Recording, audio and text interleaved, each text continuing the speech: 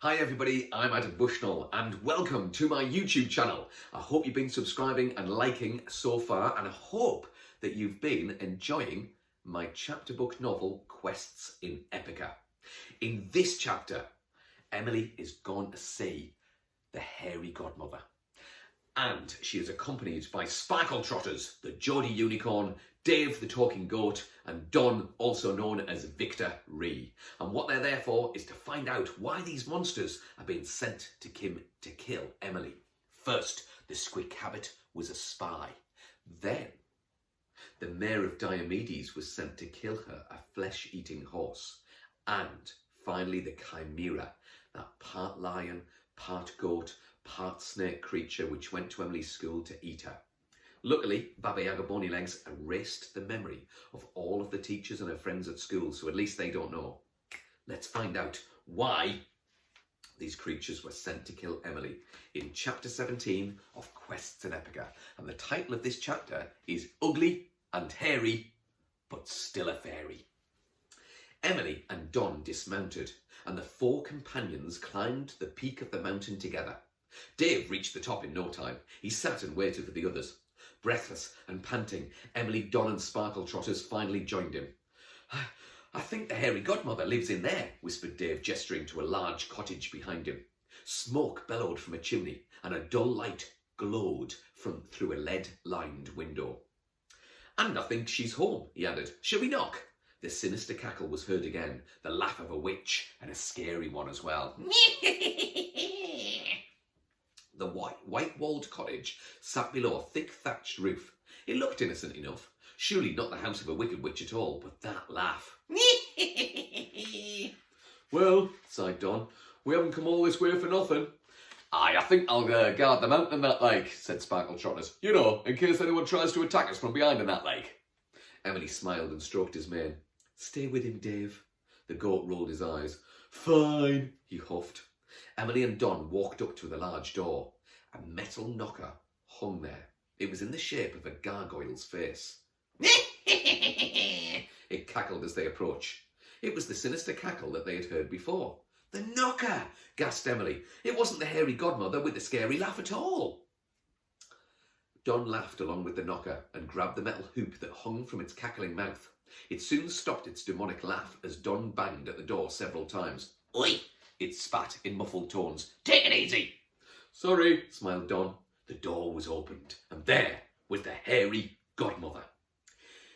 It was not difficult to see how she got her name. A fairy half the size of Emily hovered in the doorway on four large and transparent wings.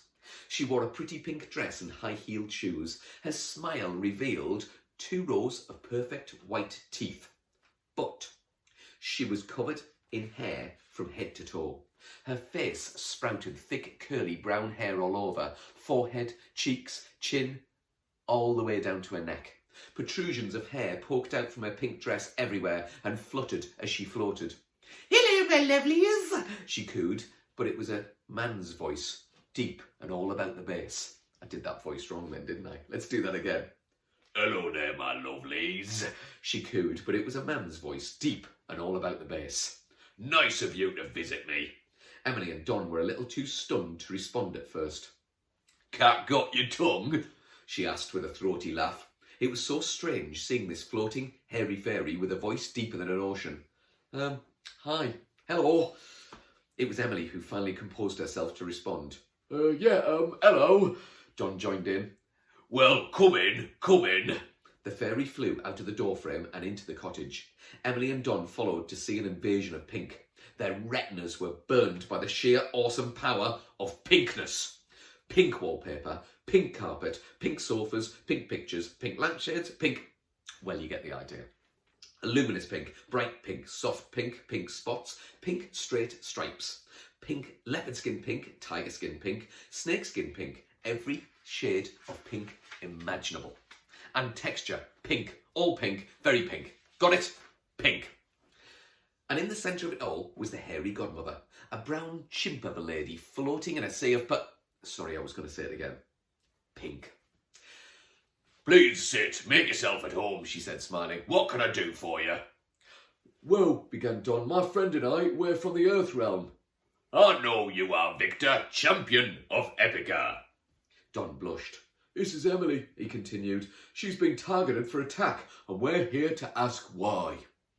This is the mountain of unanswered questions. I am your hairy godmother. All things are possible. She flew off to a corner and returned with a pink wand and a large, brighter pink star on the top. Right, let's see, she hummed to herself. Emanate from Earth. She circled the wand in the air and muttered strange words from under hairy lips. A white orb of light formed in the centre of the circular movements. She muttered faster and faster and made her wand move to the beat. Suddenly an orb of light grew larger and brighter. An image appeared in the centre of it. The hairy godmother gasped. She stopped muttering and stopped circling. The orb disappeared with a popping sound like a bubble being burst. What? What is it? What did you see? Asked Emily. You have an enemy, the hairy godmother replied.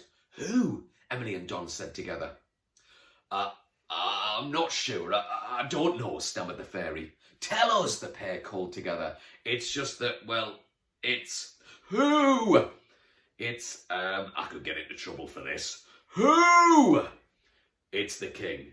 It's King Snodgrass who is sending the monsters. King Snodgrass? Well, couldn't predict that. I wonder why. Why is the king sending the monster, and what monster will come next? Maybe you could design your own monster. Maybe you could design the creature that you think is coming next, and we'll see if it's correct when we come to the next chapter of Quests in Epica. If you do design a monster, or even if you just want to say hi, get in touch with me via Facebook, Twitter, or Instagram, or just get in touch via the YouTube channel, or even my website, adambushnell.co.uk. And I hope you join me again for the next chapter of Quests in Epica. Bye for now, everyone.